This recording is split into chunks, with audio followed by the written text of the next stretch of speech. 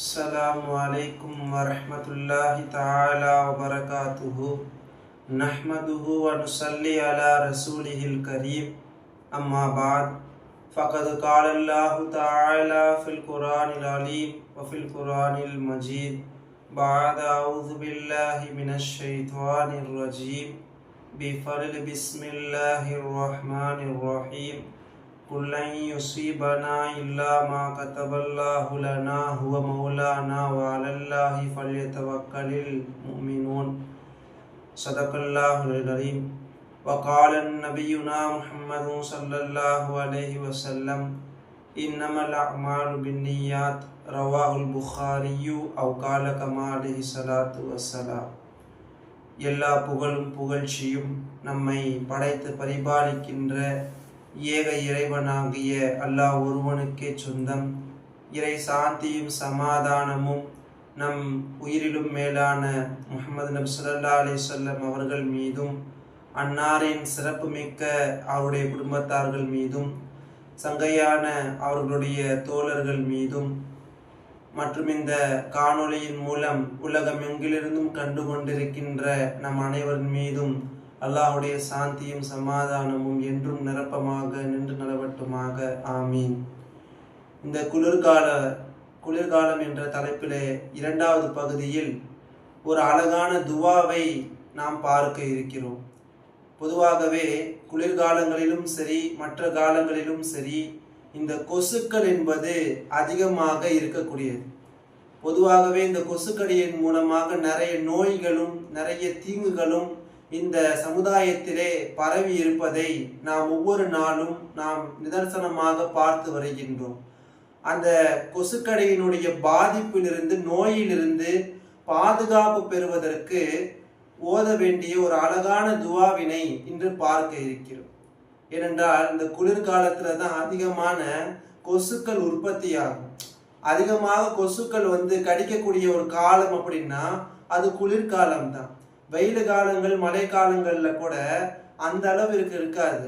ஆனா இந்த குளிர்காலங்கள்ல அதிகமாக கொசுக்கடிகள் என்பதும் அதன் மூலமா ஏற்படக்கூடிய நோய்கள் என்பதும் இன்று பரவலாக இருப்பதை நாம் பார்க்கிறோம்.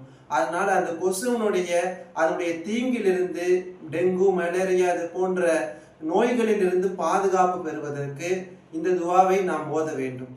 நம்ம சொல்லுவோம், அது எப்படி இந்த துவா வந்துச்சு அப்படின்னா, உமர் இப்னு அப்துல் அசீஸ் என்கின்ற ஒரு பெரிய ஹலீஃபா இருந்தாங்க, ஒரு நல்ல ஆட்சியாளரும் கூட.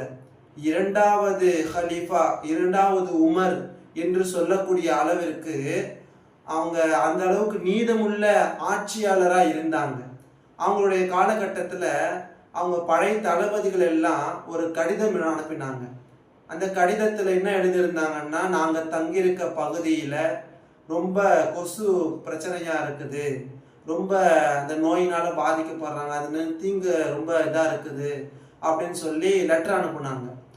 அதுக்கு பதில் கடிதமாக உமர் இப்னு அப்துல் அசீஸ் அவங்க இப்ராஹிம் சூராவுடைய 12வது வசனத்தை காலையும் மாலையும் நீங்கள் ஓதி உடலிலே தடவி கொள்ளுங்கள், எந்த பாதிப்பும் ஏற்படாது என்று ஒரு கடிதத்தை, பதில் கடிதத்தை அனுப்புனாங்க.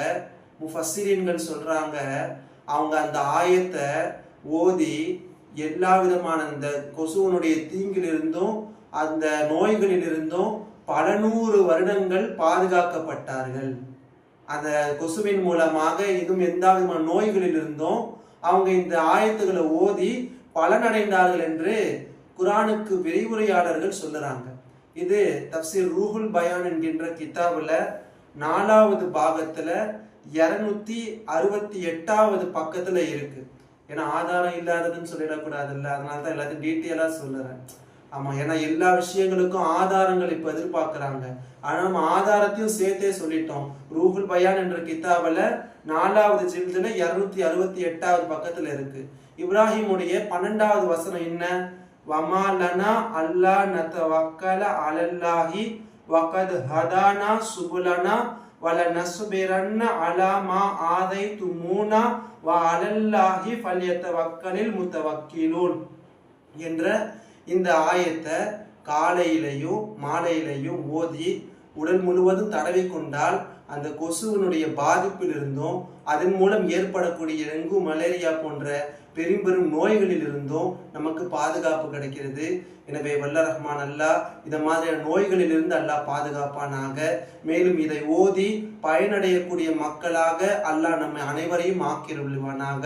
ஆமீன். வாஹிர் தாவானா அல்ஹம்துலில்லாஹி ரப்பில் ஆலமீன். ஸலாமு அலைக்கும் வரஹ்மத்துல்லாஹி தஆலா வ பரகாத்துஹு.